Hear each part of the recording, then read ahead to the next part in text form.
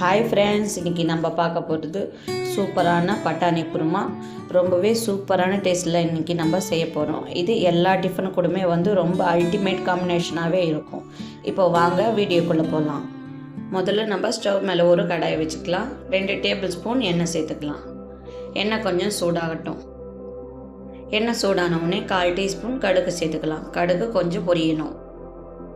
கடுகு பொரிஞ்சாச்சு. இன்றைக்கி நான் ஒரு பெரிய வெங்காயத்தை நல்லா பொடியாக கட் பண்ணி நான் இதில் சேர்த்துக்கிறேன். வெங்காயம் நல்லா வேகணும், அது வரைக்கும் நம்ம கலந்து விட்டுக்கலாம். வெங்காயம் நல்லா வெந்தாச்சு. இப்போ நான் ஒரு டேபிள் ஸ்பூன் இஞ்சி பூண்டு பேஸ்ட்டு சேர்த்துக்கிறேன். இஞ்சி பூண்டு பேஸ்ட்டு நல்லா பச்சை வாசனை போகிறோம், அது வரைக்கும் நம்ம கலந்து விட்டுக்கலாம். இப்போ இஞ்சி பூண்டு பேஸ்ட்டு நல்லா பச்சை வாசனை போயாச்சு. இன்றைக்கி நான் பெரிய தக்காளி ஒன்று பொடியாக நறுக்கி சேர்த்துக்கிறேன். சேர்த்துட்டு தக்காளி நல்லா வெந்து வரணும், அது வரைக்கும் நம்ம வதக்கி விட்டுக்கலாம். தக்காளி சீக்கிரமாக வேகணும், அதனால் நம்ம கொஞ்சம் உப்பை சேர்த்துக்கலாம். சேர்த்துட்டு நல்லா கலந்து விடலாம். உப்பு சேர்த்து தக்காளி வதங்கும் போது சீக்கிரமாக தக்காளி வெங்காயம்னால் நல்லா வேகும், அதனால தான் நம்ம உப்பு சேர்க்குறது. இப்போ பார்த்திங்கன்னா நல்லா வெந்திருக்கு. இப்போ நம்ம 1 டேபிள் ஸ்பூன் குழம்பு மிளகாய்த்தூள், 1 டேபிள் ஸ்பூன் மிளகாய்த்தூள், இப்போ இது எல்லாம் சேர்த்து நம்ம நல்லா வதக்கி விட்டுக்கலாம்.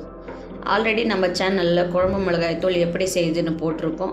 அதை பார்க்காதவங்க டிஸ்கிரிப்ஷன் கீழே லிங்க் கொடுக்குறேன், மறக்காமல் செக் பண்ணி பாருங்கள். அந்த மிளகாய்த்தூள் ரொம்பவே சூப்பராக இருக்கும். இப்போ நம்ம நல்லா பச்சை வாசனை போகிற வரைக்கும் நம்ம நல்லா வதக்கி விட்டுக்கலாம்.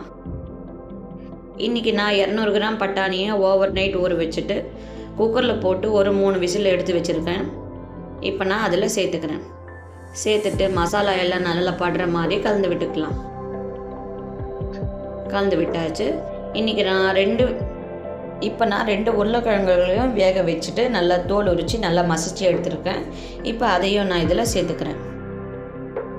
ஒரு 100 கிராம் அளவுக்கு உருளைக்கிழங்கு இருக்கும். இப்போ நம்ம அதையும் நல்லா கலந்து விட்டுக்கலாம்.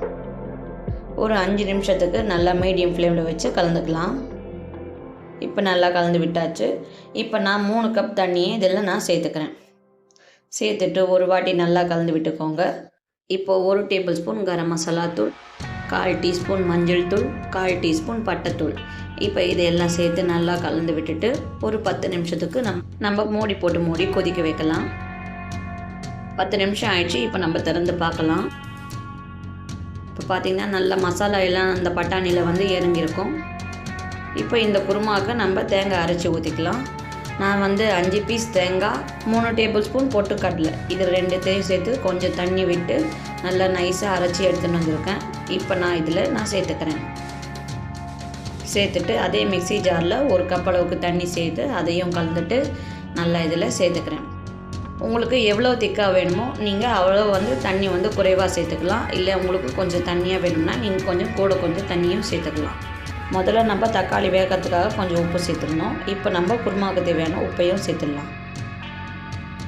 இப்போ நம்ம சேர்த்துட்டு மறுபடியும் ஒரு வாட்டி நல்லா கலந்து விட்டுக்கலாம். கலந்து விட்டுட்டு ஒரு 10 நிமிஷம் இது நல்லா கொதிக்கட்டும்.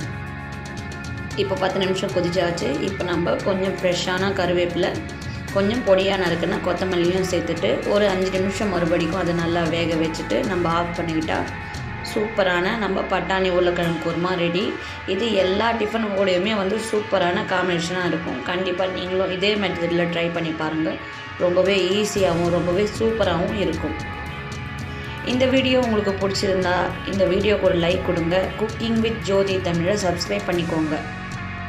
இன்னொரு நல்ல டிஷ்ஷில் சந்திக்கலாம். தேங்க்யூ, பாய்.